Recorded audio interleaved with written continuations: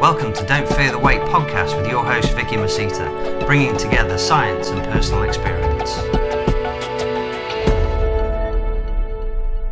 Hi guys, and welcome to episode 8 of the Don't Fear the Weight podcast. I am your host Vicky Masita, and as always, you are extremely lucky today. I have got an exquisite guest for you by the name of Prof Stu Phillips. He is a PhD and the Director of Physical Activity Centre of Excellence. I'll let you carry on actually, Stu, and you can give all of the qualifications that you've got. Give us a little bit about yourself and your background. Well, you've got all the qualifications right there. Yeah, I'm a professor in the Department of Kinesiology here at McMaster University. If you've ever been to Canada, most people know where Toronto is. We're about 45, 50 kilometers away from Toronto, and a large university, about 26,000 people. And the primary interests of my lab are the interaction between protein and exercise in the promotion or retention of body muscle. Okay, excellent. And was that a particular interest of yours? Do you come from a bodybuilding background yourself, or a sport interest yourself? Yeah, I don't come from a bodybuilding background, but yeah, I mean, growing up, I was either an ice hockey player or a rugby player, depending on what season it was. And so it really just grew from there. I did an undergrad in biochemistry, so slightly different. So I look at things from a very micromolecular standpoint and then build up to the physiology. But, sports has always been a part of my life and still is. So, yeah, it's a natural combination. That's brilliant. Okay, so let's just get straight into it then. There were a couple of studies that you've done recently, and one of the ones that I was really interested in was the higher versus lower dietary protein during an energy deficit combined with that intense exercise and activity. So can you give us an overview of that particular study and what you found, and obviously what our listeners are really interested in? Sure. Yeah, so that study, when I speak to people about it, I always say it's a very short, albeit I think particularly important, kind of proof of concept study. So it's only 4 weeks of energy deficit, but it was a pretty severe deficit. We did it in people who were relatively well trained, but all of them were team sport athletes coming off of an off season into their season. So when you look at their numbers in terms of strength and everything, they're pretty strong guys, but they were certainly not, I would say, in their best shape. Right. So they undertook the diet. So it was a 40% reduction in the amount of energy that they would need to support their metabolism as well as the activity that they were doing. So I'm sure your listeners understand what it means to be in that kind of energy deficit. It's not fun. You think about food all the time. And we put them on 2 levels of protein intake. One was 1.2 grams per kilo and one was 2.4 grams per kilo. So it was sort of a pretty big spread. And we had them undertake fairly intense exercise 6 days a week. So a combination of weightlifting and sprint interval type or HIIT type training. And we looked at the amount of body composition, their body composition before and after, using a pretty detailed, what's called a 4-compartment model. So we were able to exclude shifts in water. We ruled out, obviously, changes in bone, which shouldn't change much. And we really then looked at the shift between fat and non-fat mass, which in this case would be muscle. Okay. And what did you find from that? That is a massive, actually, that's a massive deficit that you were putting people in. Yeah. So what did you find from those? Yeah, so the reason the deficit was so massive, so we only had them on the diet for 4 weeks. So we could have put them at a smaller deficit and held them at that deficit for longer. But we wanted to target an amount of weight loss that, to be fair, and where we were looking with a lot of these protocols was if we took someone that they were in decent shape, but we really wanted to get them in shape really quickly. And so I call it a readiness protocol, but it's something that's used by firefighters, the police force, military training, for example, where you just sort of crash someone in an initiation type program. So we gave them everything that they ate for 4 weeks. And so I think that's important. It just wasn't left to their own recognizance. And it was 20 subjects per group. So yeah, it was a big undertaking. But really what it does is when you've given everybody everything that they're going to eat, you're supervising their training, is that you've got them as close as you can to, it's almost putting them in a box and you're observing them. So it's as close, I think, as you would probably get to putting a rat in a cage, so to speak. Yeah, yeah. So the results, I think, are fairly robust. Okay, so when you said that you actually gave them all of the food that they needed to eat at that point as well, that's almost like putting somebody on a specific meal plan as well. Did you choose certain types of protein and a certain amount of carbohydrates and fat split as well? And were they on the same macronutrient split? Yeah, so the difference in protein was made up for between the two diets by a difference in fat intake. We held carbohydrate constant. It was at around, it varied a little bit, but I would say it's around sort of 40% of energy. Right. And then 30 or some odd percent came from protein, and 30 plus or minus, depending on which group you were in, came from fat. So we wanted to hold carbohydrate constant, and it was at about 3 grams per kilo, mainly because as a determinant of performance, which was one of the outcomes that we had in one of the sprint interval exercises, glycogen would be important. So we didn't want to vary that and have that confound the performance outcomes. As it turned out, there was no differences in performance in any of the exercises. So strength increased. Number of intervals increased. Everything got better in both groups to an equivalent extent. The differences were in the changes in body composition. Right, okay. And what did you find out from that body composition then in regards to the two groups? Yeah, so as we had hypothesized, and this is what we sort of thought would happen, is that the higher protein group lost a little bit more body fat, to the tune of about 1 kilo, which in 4 weeks is pretty significant. So they lost almost 4 kilos of fat in 4 weeks, and the lower protein group lost just over 3. And the difference then in body weight was made up for in the high protein group. And I didn't think this would happen, but maybe it's because of their relatively untrained status, but they actually gained muscle. So they gained about 1 kilo of muscle in the higher group. And in the low protein group, we were actually able to just stave off muscle loss. So they didn't, all of their weight that they lost was fat. And it was the same, obviously, in the high protein group, but they were actually able to bump up their muscle mass a little bit, which it surprised me given the magnitude of the energy deficit, but they may have been, untrained enough that they had a little bit of a buffer. I know a lot of people have said, well, that's beginner's gains or new gains, whatever you want to call it.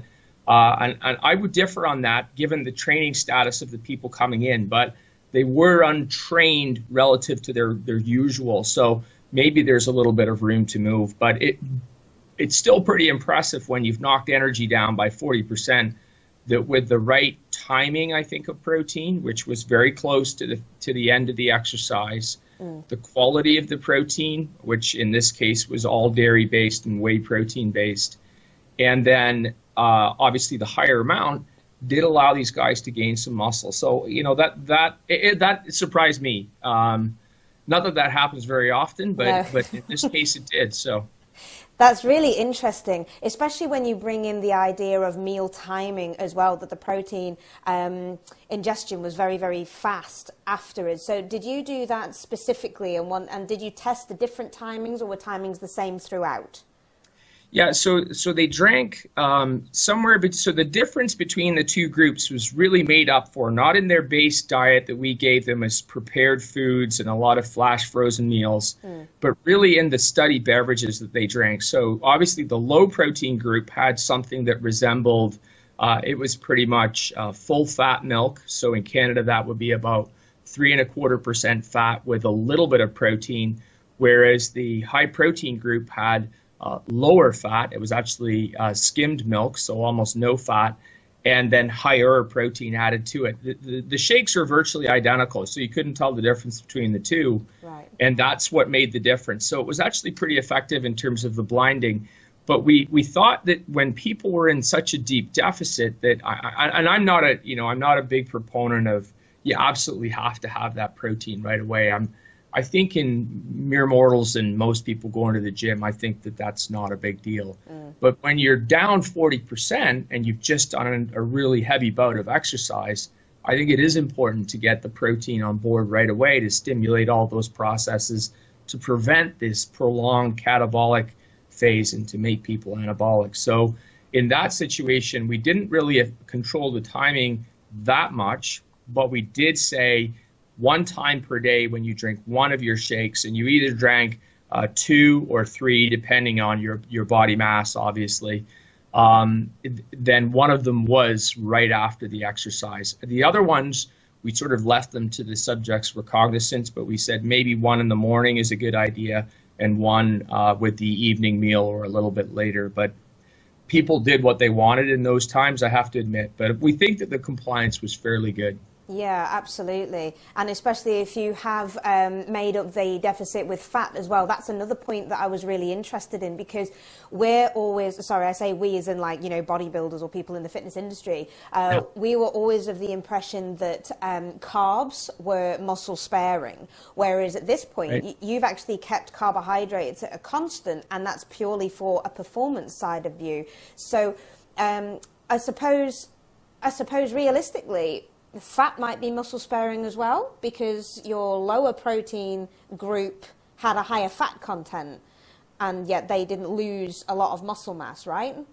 Yeah, I think that the carb muscle sparing argument, I think that carbohydrates are definitely whole body protein sparing. I'm not so sure, and that's very, very old and shown a lot of times, so I'm not arguing with the science there at all.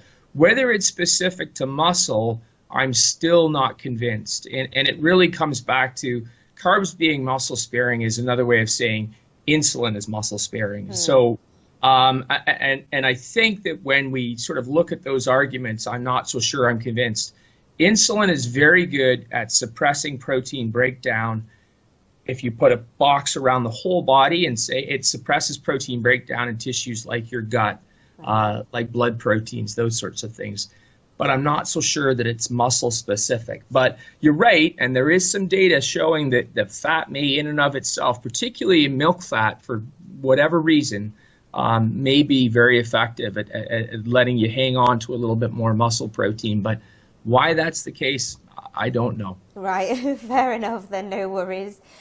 So I suppose for the conclusion then, during the marked energy deficit, 2.4 grams of protein, I think I'm right in remembering that from the study, 2.4 grams of protein per kilo of lean body mass was more effective at, I suppose, not really, I don't want to call it retaining muscle, because you're actually saying that these people gained some kind of muscle mass as well.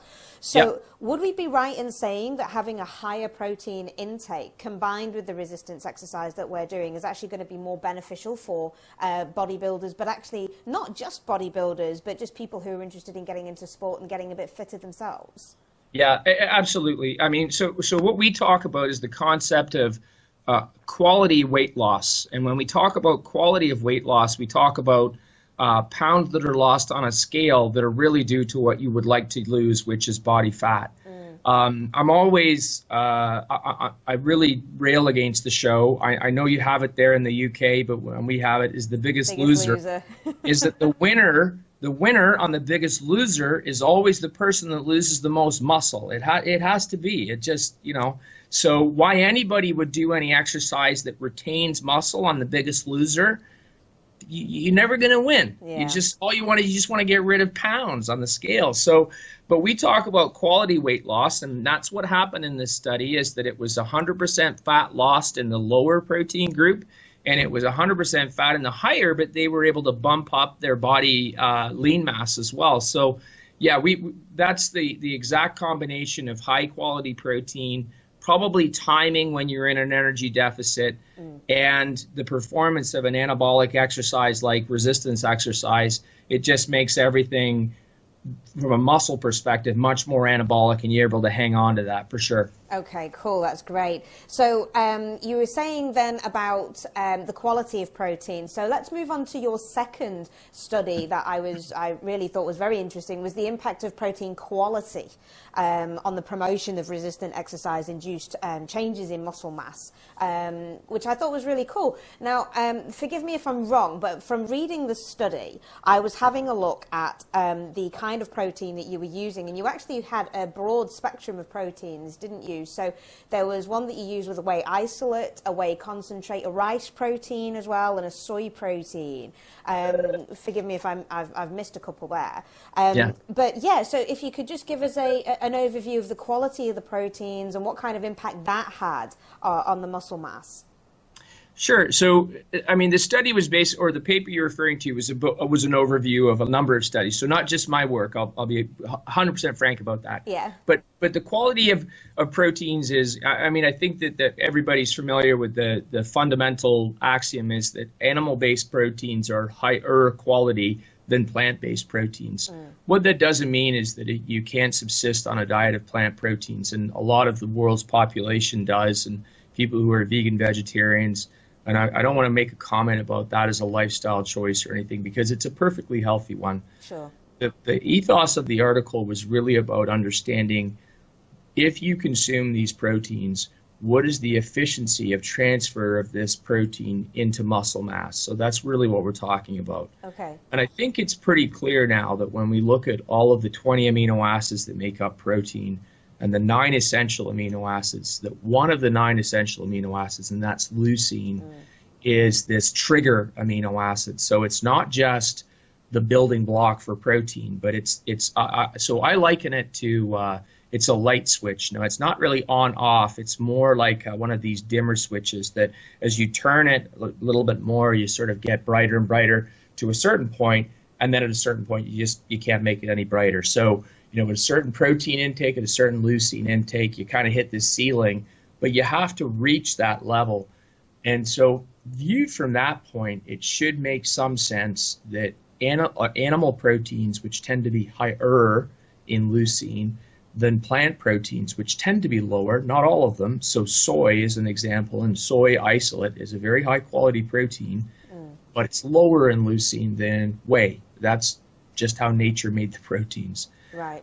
So you would need less whey protein or egg protein or something like that than you would, say, a pea protein or a rice protein. And the concept I don't think is difficult to understand. What the reviews try to stress is what impact that would have on the amount of muscle that somebody would gain if they were using that type of protein. There's not a lot of data out there, but when you look at it, I think in some, it really does seem to favor the higher quality animal-based proteins, at least in terms of the efficiency of conversion. Right. And if you want to take animal literature as an example, people who grow animals for a living will tell you that the feed ratio for, growing steers, for example, they've got that down to a science, and they understand this very well. So it's not something that, I'm just plucking out of thin air. So yeah. It makes some sense. That's it. So what was it that you actually wanted to do? In fact, before we just get into that and say, why you wanted to have a look at the quality of protein and what your outcomes were, how did you determine what subjects to use it on? So what criteria did these subjects have to do? Were they trained individuals? And yeah, so again, it's a review, so it's taking data from all over the place. But I think if you sort of boil down all of the studies that I looked at in that paper, they really come down into a category of they're younger, and I hate to say this, but they're mostly men. Yeah, that's just the way that science is done, and we really got to work on that. I'm gonna say the next stuff that we're gonna do, we've got a cadre of women that we're basically are banging on our door to do some studies. So we're going to study some women. So Great. Stay tuned for those data. Great. But the bottom line is that they're young men. They're really pretty healthy people. Most of them are in untrained subjects. And the reason that a lot of people choose untrained subjects, of course, is that's where you do get the magnitude of gains that we're talking about that you would like to see to show differences between interventions. So it's a choice. It's a choice that favors showing an effect. I'll admit to that. But remember that these studies they're expensive. They take a long time to do. Yeah. And so you're looking for a chance to maximize effects. And in that situation, I think that, you could say, so it's young, healthy, untrained men. And that's really where it's at. Yeah, that's it. In your opinion then, because obviously as you can quite well see, I'm a female, and I am interested in muscle gain for females, as well as, you know, combined with good quality weight loss, so obviously fat loss. Sure. Would you say, body composition wise, females would have the same reaction as the males did in these studies? Yeah, so we've done some work in we've done a limited amount of work with women in combination with protein. It's always been dairy-based protein, and I'll in the interest of full disclosure, we've been supported by the Dairy Farmers of Canada and the U.S. National Dairy Council. So you take from this what you will. Yeah. But the bottom line to me is that we're the same species, and so it doesn't. We shouldn't be as different, I think, as maybe people would think we would be. But there are some subtle differences, and I think it boils down to this: is that women, for reasons probably related to the biology of reproduction, are, and I hate to say this, a little bit better at hanging on to fat, just the way it is.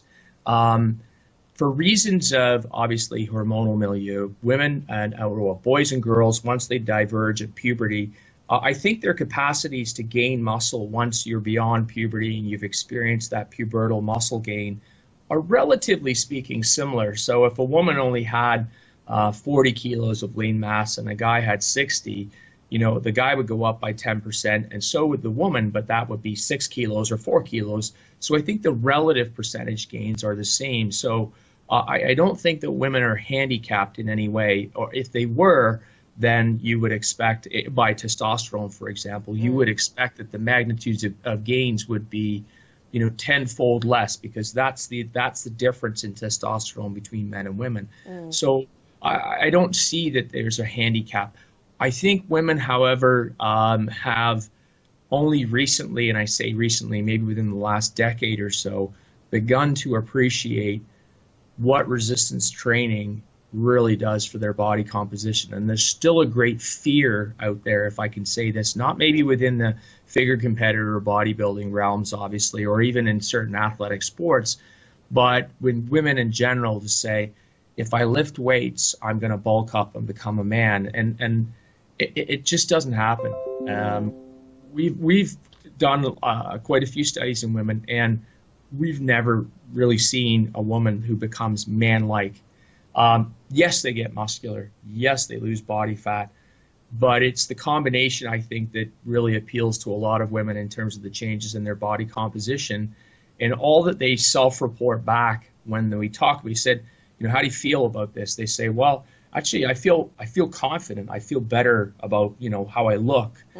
So to me, that speaks volumes. And I think from a body composition standpoint, muscle up, fat down, you know, metabolically, health-wise, and what these women say to us, they feel better. So I don't know. I would like to, you know, hopefully your podcast gets broadcast out to the broader audience, and, you know, for women to appreciate that muscle, there's nothing wrong with having a bit of extra muscle. So no, that's it, isn't it? And leading on to later years, obviously for women, having muscle is really actually very important. Absolutely. You know, and lifting weight is really good, especially to help with bone density in the future, because obviously once our menstrual cycles start to wean out, for example, then obviously we lose a lot of muscle density, and resistance training does obviously help that. Did you find anything in the first study? Sorry, I'm going to keep on going back and forth in these studies. Sure. Did you find anything in the first study about any kind of impact with bone density at all? Obviously, you're having a high dairy and calcium protein thing, so... Yeah, so the first study is too short to show any impact on bone. We have done a longer, it was a 16-week weight loss trial, actually, and this was in premenopausal women. Oh, okay. And we didn't show any effects in bone mineral density, but all of the markers of bone turnover showed that in a higher dairy protein consuming group, and this is another study in which we essentially reproduced the results of the first study. So these women, there were 90 women in this intervention, 30 of them got a higher protein, and it was from a dairy source, and they exercised 5 days a week, mostly walking and 2 sessions of resistance exercise, and they lost more fat mass and they gained a little bit of muscle. So it's possible to do it over a longer period of time. This was done in women, but obviously they were, as I said, they're premenopausal, so full menstrual cycle was intact, and so they would have had the normal hormonal fluctuations. But coming back to that combination, it's anabolic exercise, so weightlifting, it's higher protein, it's higher quality.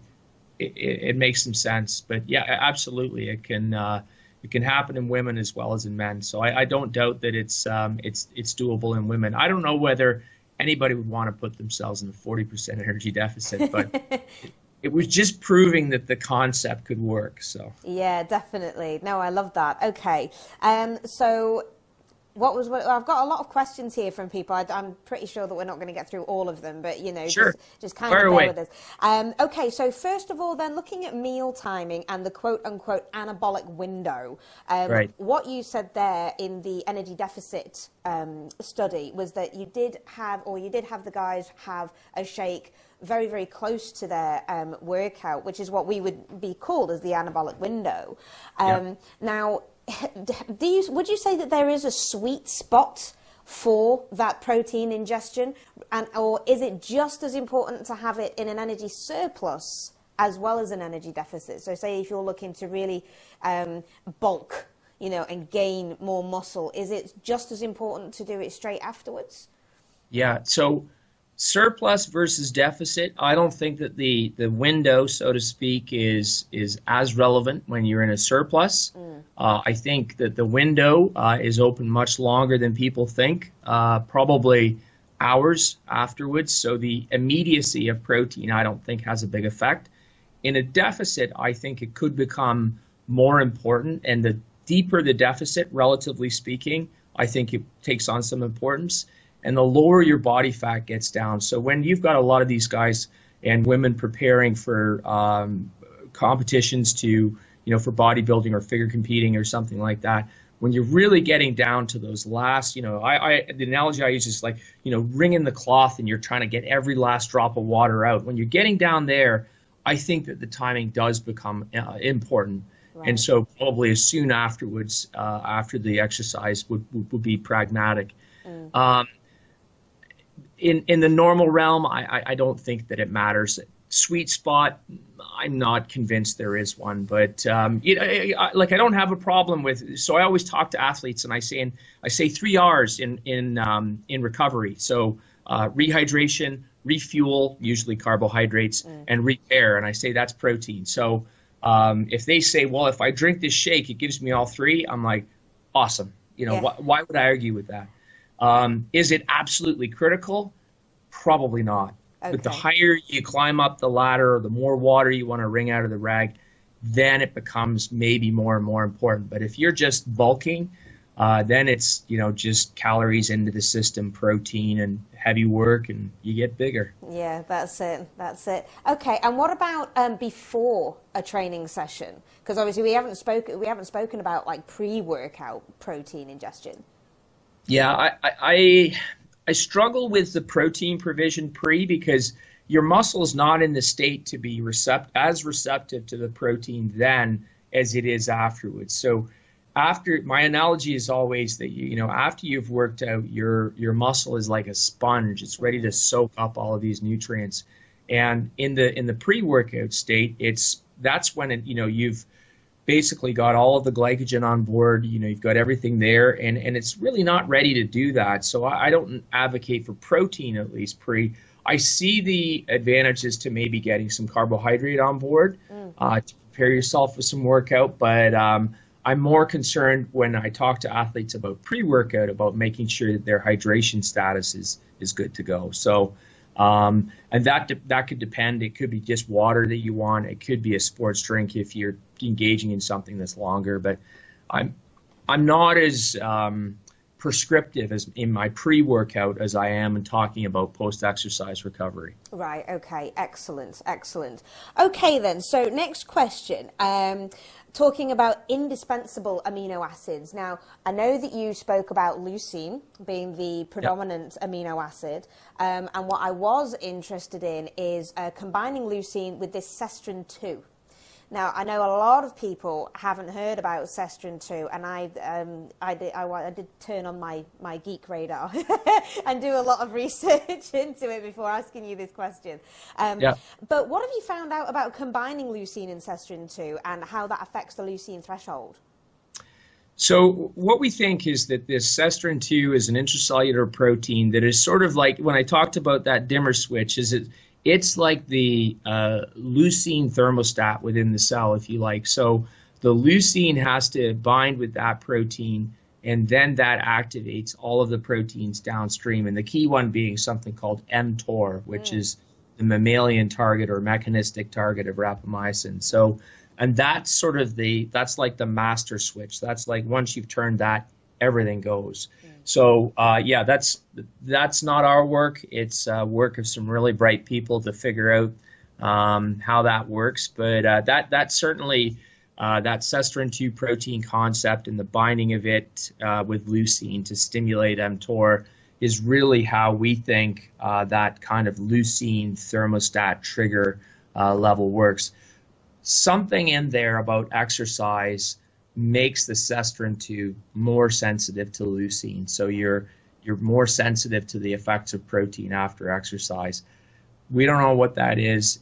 I think it's probably two things coming spatially closer together in the cell, but I don't know. So there are people far brighter than us with some very elegant tools who are going to figure that out, I'm sure. That's it. And when you say, just sticking on that for a second, just because I'm kind of thinking about it myself, is the type of exercise what's more important to have a look at? So you said that the Susteren 2 and the exercise that it is, would it be resistance exercise, or could you kind of put it down to just cardio or HIIT or low intensity stuff?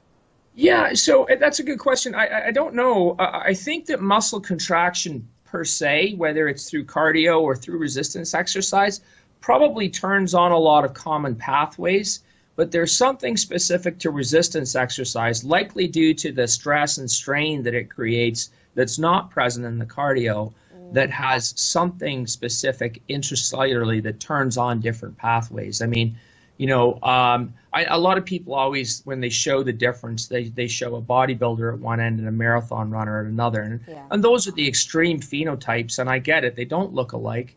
But I think for, you know, the majority of people, they're more closer to, you know, being sort of this far apart. And I can point to people who aerobically are very well conditioned, and yet muscularly they're big people, rowers, track cyclists, sprinters, that sort of thing. So, you know, there are disparities, but I think that, you know, you drill it down with training in one direction or another, but most mere mortals in the middle are, you know, most of us are pretty average. I have very average physiology, so I'm not one or the other. So brilliant. Okay, so let's have a look at one more question then, because I understand that we are getting up on time as well here.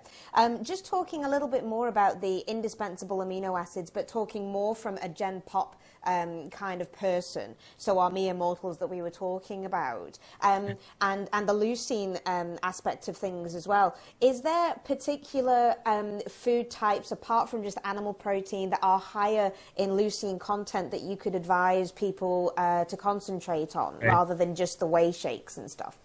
Yeah. So, I mean, when you look at where whey comes from, it comes from milk, right? So most dairy products are higher in leucine. That's just the way they've evolved. It probably shouldn't be a surprise to anybody. So most of when I talk to athletes, and I don't prescribe to athletes, I just give them information. I say, look, you know, here's my list of go-to sort of foods, and if they fit into your rubric, great. Number one for breakfast, and there's a transatlantic divide in what we talk about here. Greek-style yogurt to people in North America is high protein. Yeah. I know Greek-style yogurt in the UK tends to be higher fat, so they're different. So if there's a higher protein version of it, and there is something that's Scandinavian, maybe Icelandic. Skier, skier. Yes, yeah. Right. Yeah, help me out. That one I think is most people sort of go to. I say it's a great, first of all, it's a great food, period. It's got calcium. It's got lots of things you need. the microbiota in there are probably, if nothing, they're going to help you. They certainly can't hurt you. And it's a good breakfast food, and a lot of people sort of subscribe to that. If you don't want to drink milk, no problems here.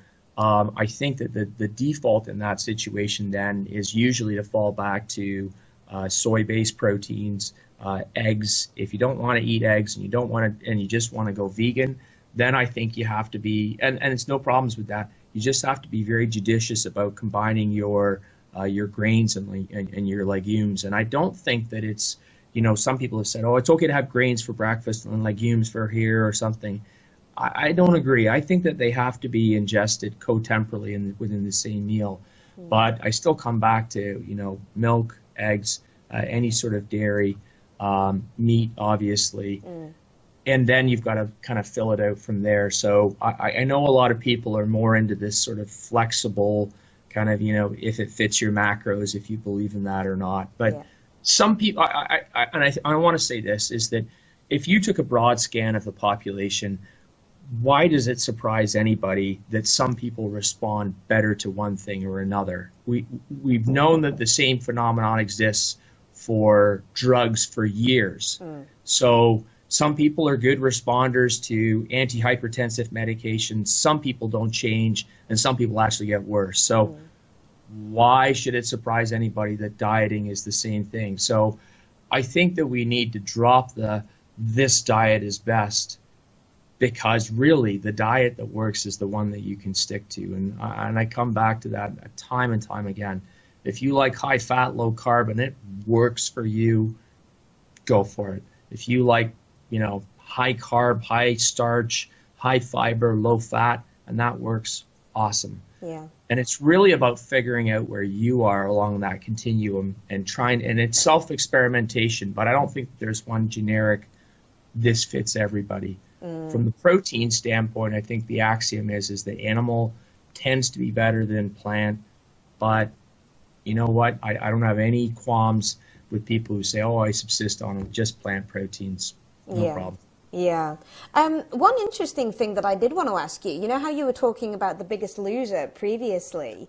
I know it's a big thing. I actually did a video about it because The Biggest Loser tends to really annoy me more than anything else. Because like you said, it's just eating up muscle. We have something in common. Yeah. And there was a program that was over here in the UK that was actually an 8-year-long study following people who were on The Biggest Loser. Yeah. And 8 years later, every single one of them had regained all of their body fat, bar 3 pounds, so 3 pounds either side. And we're talking monumentous amount of fat that they're gaining, Now, in your opinion, and I know this is just opinion-based, however, we can be opinionated. In your opinion, did these people regain muscle, or did these people just regain the fat cells, or, obviously just grow the fat cells to where they were previously? Yeah. So there's published scientific data on this. There's the group in the United States, those that volunteered for it, they have body composition data, and they don't regain muscle. They regain fat. So the weight that they regain is actually fat. I mean, nobody watching your show would be surprised if I said, you're just going to walk around, you're not going to lift a weight, and you're just going to gain back muscle. And everybody would be like, no, you're not. I'm like, that's right.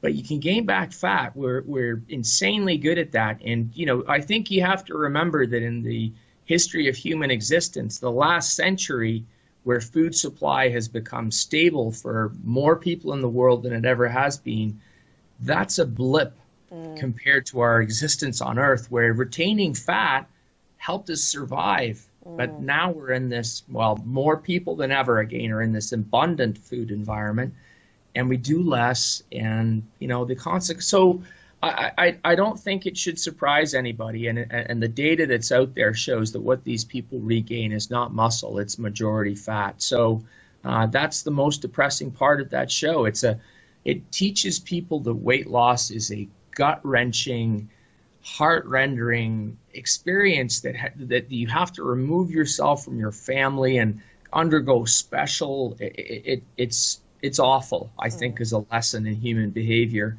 And all the data is coming back now, and it's, I don't know why anybody would be surprised, but Yeah, it's pretty shitty, I think. Yeah, absolutely. To be brutally honest, it is pretty shitty, isn't it? Right? Yeah. But yet, it makes good TV. Yeah. And that's the reason why it's on there.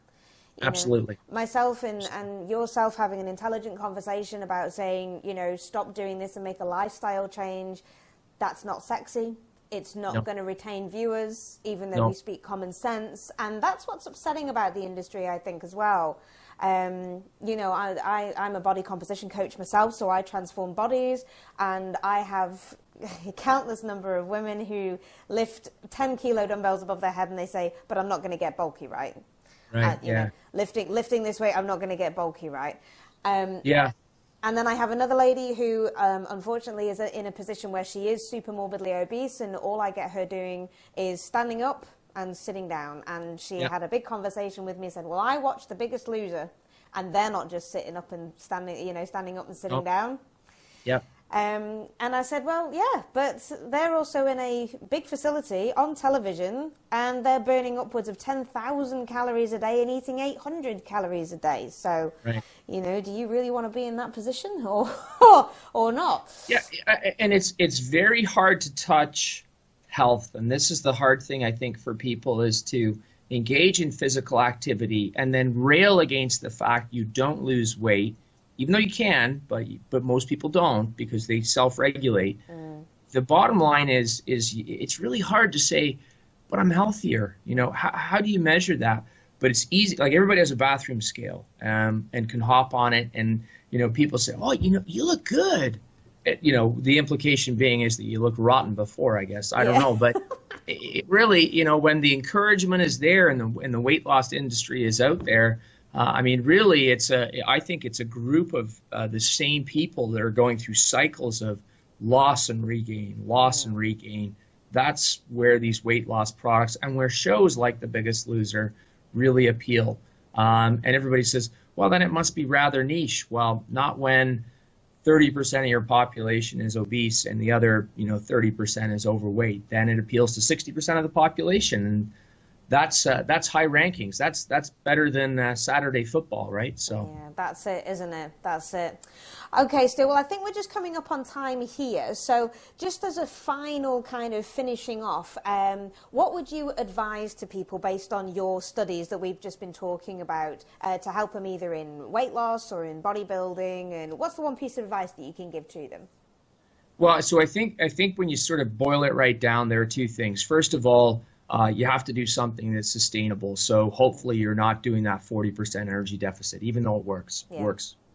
They all regain their weight, I'll tell you that right now. Yeah. But the point in the end is that if you combine energy deficits with something that's anabolic in terms of protein intake, that's also anabolic in terms of resistance exercise, then you tend to retain more muscle.